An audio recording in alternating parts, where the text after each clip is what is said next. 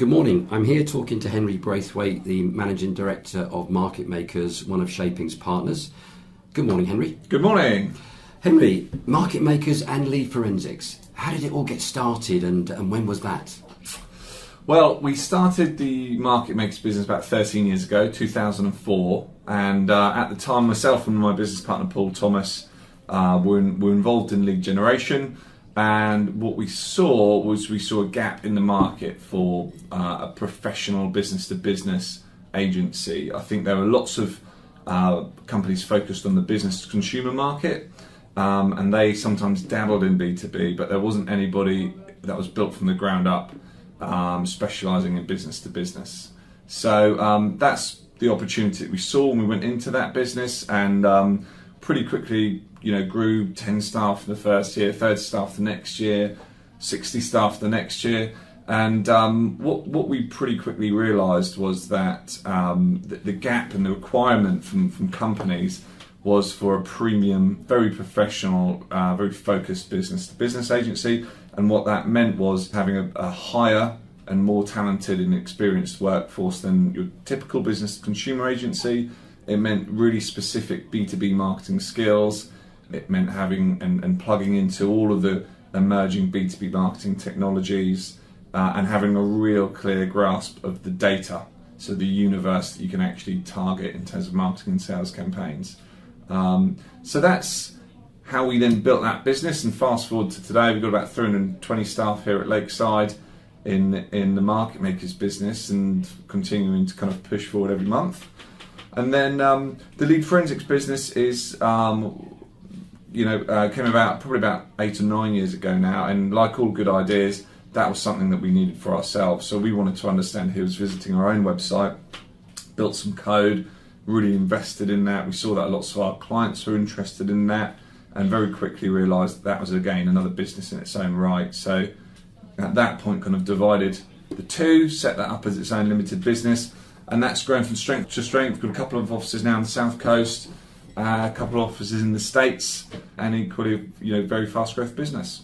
Wow. And I think you've probably answered this question in listening to that, but what differentiates you in either MarketMakers or lead forensics? I know you've talked a few things there. So what do you see as your main differentiator from effectively your competition? With regards to MarketMakers, it's very much about having that business focus.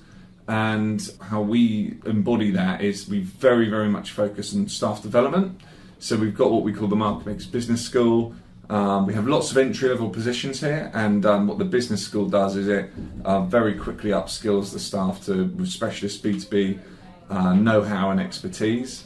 And that's both within for instance, our telemarketing and telesales teams, but also our marketing automation teams and our lead generation teams within the really B2B, which is our agency side of the business. Indeed. And given the revolution that we're seeing, in technology, how does your communication sort of techniques or practices keep up with that or stay ahead of it? Yeah, I think in business-to-business marketing, the change has happened in the last 15 years. And what we've kind of moved away from is business-to-business marketing being the poorer sister or brother, if you like, of business-to-consumer, underinvested, not thoroughly understood by every business.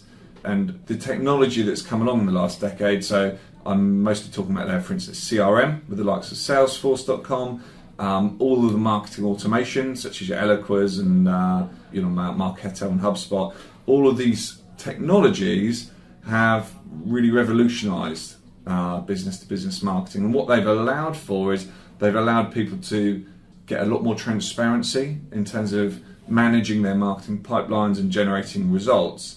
And what that's brought with it is therefore more investment. So much more investment into B2B marketing, but with that, lots more pressure to make sure that there's a return on that investment. So yeah, I'd say that the B2B marketplace has very much changed. Obviously, it will continue to change, but I really think that has been a big step change.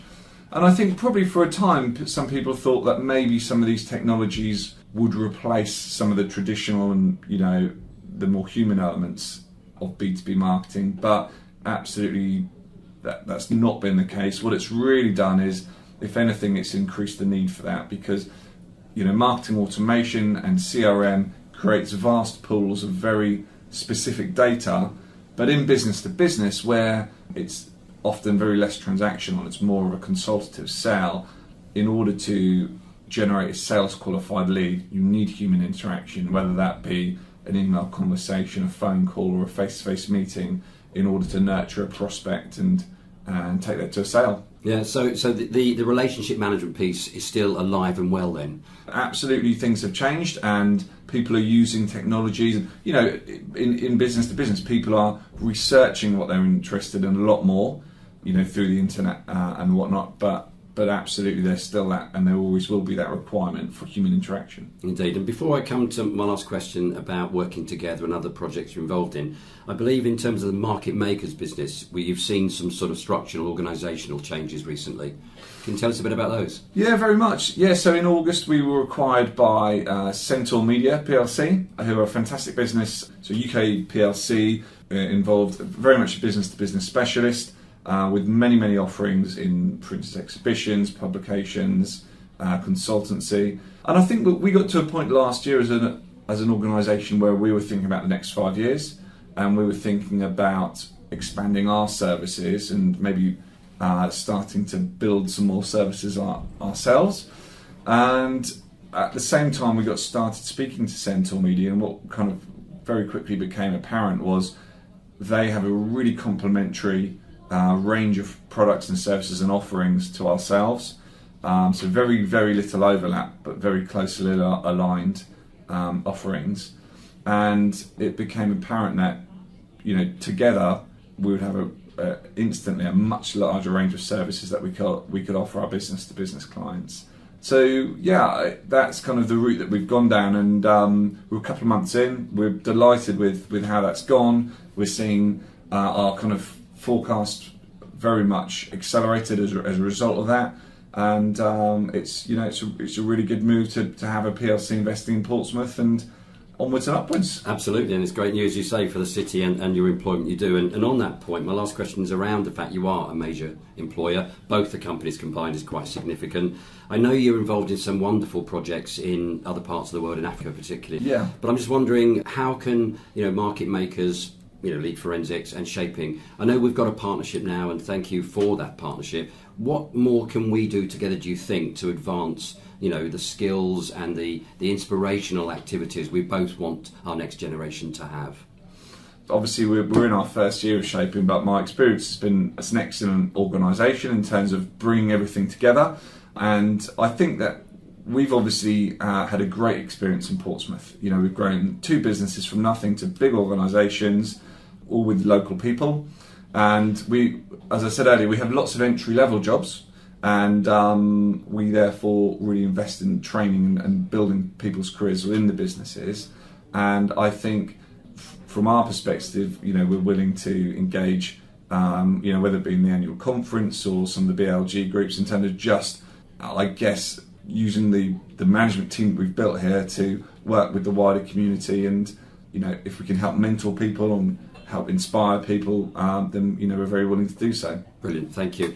Henry, thank you for your time today, and I look forward to working with you as we go forward for the future. Brilliant, thanks Steph.